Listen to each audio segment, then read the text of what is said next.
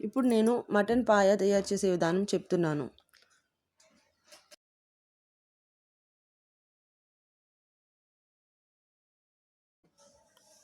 బాండీలో కర్రీకి సరిపడినంత ఆయిల్ వేసి ఇప్పుడు అందులో ఆనియన్స్, పచ్చిమిరపకాయలు వేయాలి.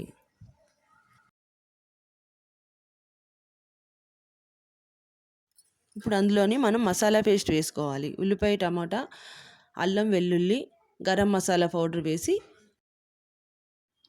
ఇప్పుడు మనము అందులోని కడిగినటువంటి మటన్ వేసి ఉప్పు, కారం కూడా వేసి బాగా దగ్గరగా మగ్గనివ్వాలి, ఉడకనివ్వాలి, బాగా ఉడకనివ్వాలి.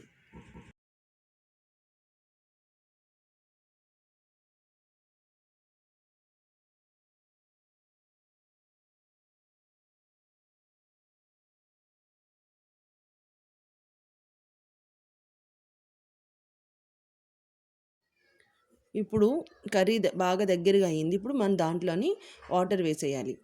వాటర్ వేసి కుక్కర్ మూత క్లోజ్ చేసి ఒక 5 to 6 విజిల్స్ వచ్చే వరకు ఉంచి అప్పుడు స్టవ్ ఆఫ్ చేసేయాలి. అంతే.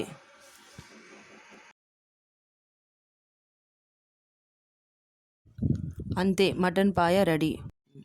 Please like, share, subscribe, comment.